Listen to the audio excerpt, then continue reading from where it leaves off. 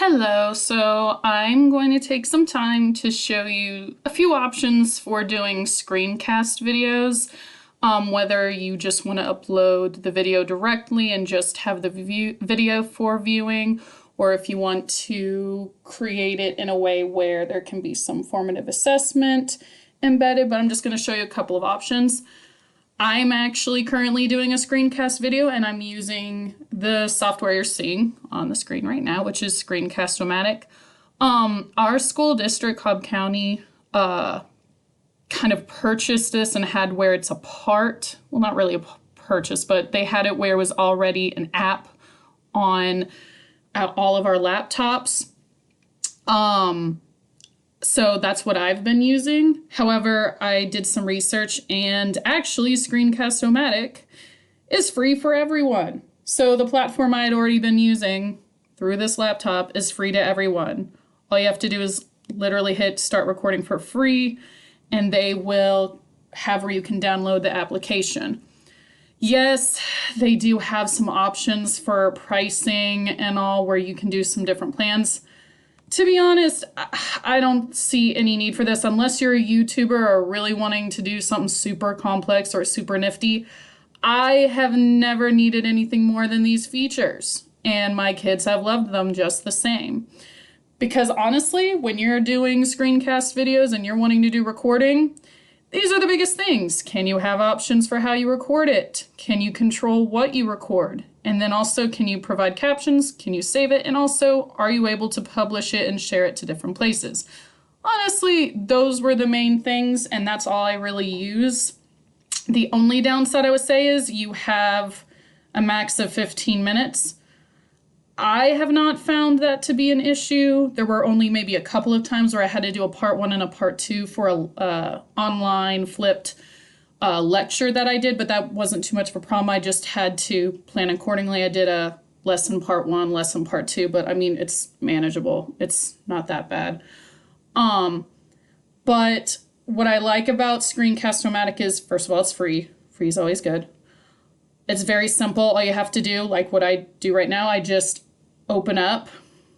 So if you were to do this for the first time, you would do the start recording for free, downloads the application. All you have to do is launch the free recorder, expand the screen. Like right now I have where it's a completely full screen. You can see everything on my laptop screen.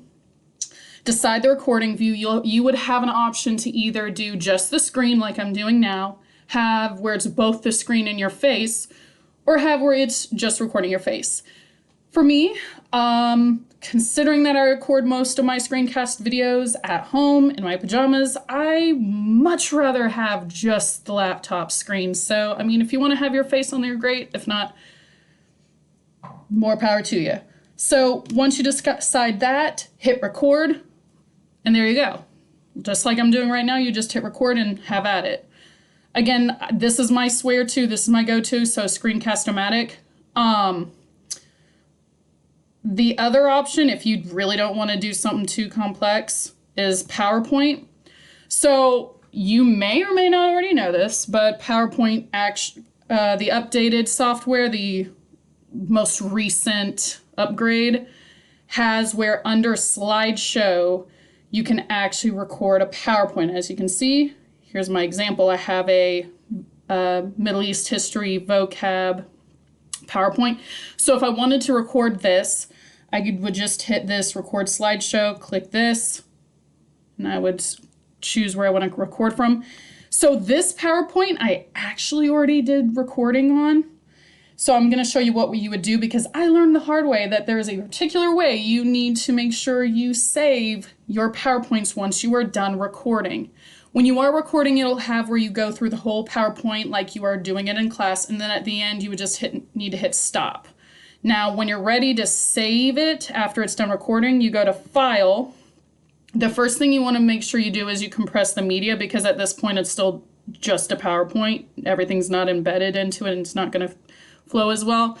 You'll have a couple of options to kind of have what you want. So I ended up doing full HD because I thought, why not? If you don't want to have to worry about media size and you're not that big on you know, you just want to make sure it works, it doesn't have to be super fancy, then any of these other options will do. So you just choose a size, it'll do the update. But this is the part you really need to make sure you do before you do anything else. Once you're done recording, once you're done compressing, you need to come down here and hit export. You don't hit save, you hit export. When you go under export, you're going to see something that says create a video, and it'll guide you through the steps on how you want to do this. Since this is already a video, I don't want to mess this up in any way, but you literally just click hit create a video. Again, like I said, you choose what format you want it to be in. You choose the layout based on how you did things, and then you click create video and it'll take care of that for you. So the reason why I'm showing you these options is because when it comes to the actual steps from here, you can use your screencast videos in one of two ways. First, you can upload it to your desktop, you can upload it to YouTube and just share the link out directly to your students and they can just watch the video. However, if you're someone that wants to make sure that they actually watched the video and they're not just zoning out, there are two choices with that. For the, I want to check in and kind of do quick formative assessments every once in a while, Edpuzzle is that would be your choice. If you want it to just be a quick, simple, to the point YouTube video, and you just want to share the link, YouTube would be your best bet. So I'm going to show both options. So you would go to YouTube, and if you create an account, YouTube's accounts are free.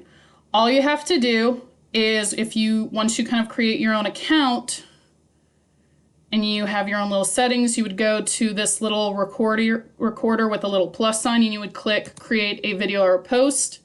And you go to upload a video. I love how simple this is. So all you have to do is click files to upload and it'll take you, you can go to the videos. And of course it's not showing this to me right now. Of course, you know. Why are you not showing? There we go. So it'll show some videos that you have saved. Also, if you had it under downloads, which in some cases they are there. Where are you? But anyway, so more often than not, they'll be under videos or downloads or documents or desktops, wherever you saved that video from PowerPoint, wherever you saved that video from Screencast-O-Matic, that's where you go. And you will want it to be in this kind of a file, an MP. And as you see here, it's a .mp4 or a media file. You just want it to be a media file. And you click open. And you go through the process of uploading it. Quick, easy, simple, to the point. Now, I'm going to kind of show you an example of how I have this. Oh, no, I don't want that. I'm sorry. It's being annoying. No. You're going to want to go to your channel. If it'll let me go to my channel. Come on. Really? There we go. So when you go to your channel, you can go see your videos here. This shows every single video I have ever done a screencast of and published through here. It has where you can keep track of the videos you've created. It shows the number of views. And apparently, I had no idea, but apparently I have 3 subscribers. Cool. No idea.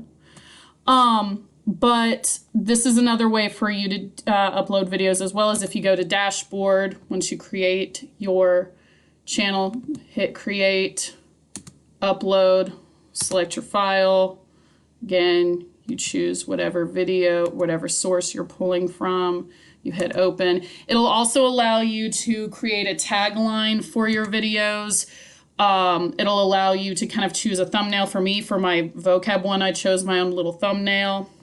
But again, this is kind of, for me, when I do my screencast videos, I'm either posting them to my teacher YouTube channel, and I have them all on here, or I am doing it through Edpuzzle. Now, the one downside with YouTube is if your school blocks YouTube, then the kids may have a hard time accessing the link. So that is something to keep in mind. So keep that in mind that's something to consider. Now, if it's a flipped lesson where they're watching it at home or your school does not block YouTube, or you're having where you or a sub or a co-teacher are showing the video itself, that's not going to be an issue, but that's something to consider. Now, here is Edpuzzle. So there are a few things I really like about Edpuzzle. The first thing is it's a great way to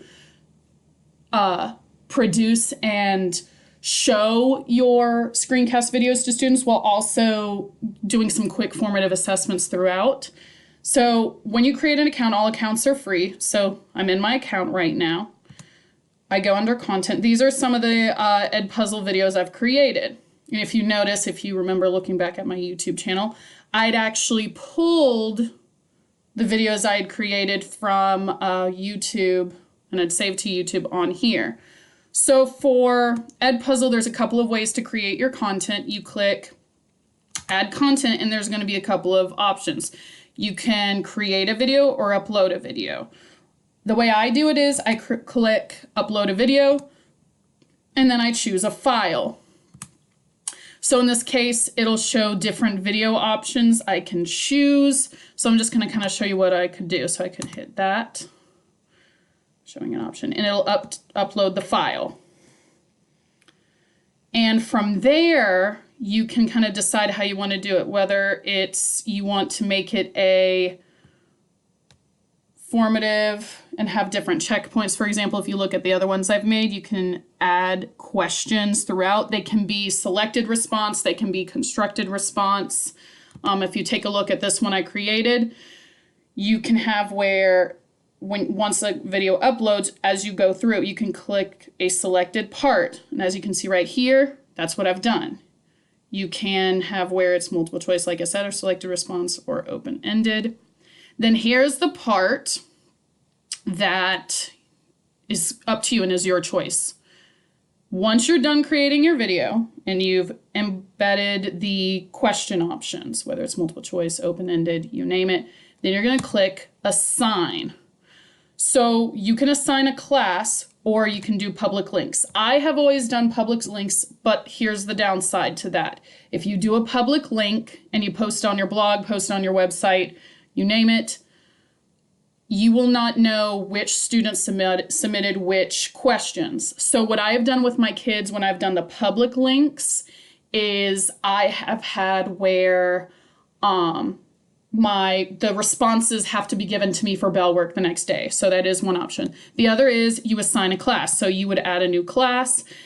And I'm actually planning on doing this with some of my AC students, is creating a Edpuzzle video class. So I'm going to add a class. I would create a name.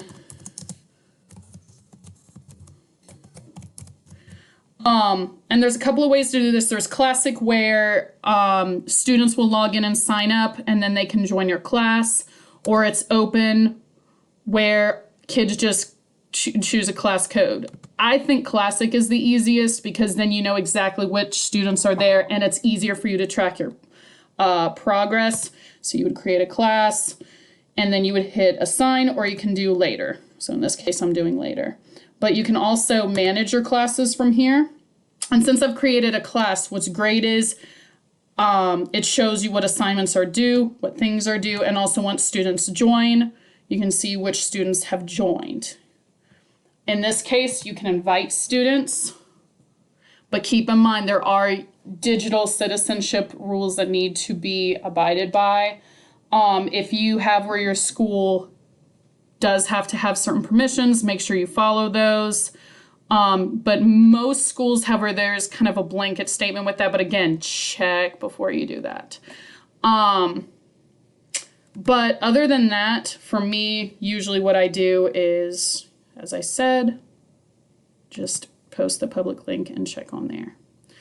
I hope that answers any questions you may have had about video screencast videos and how to share these with students.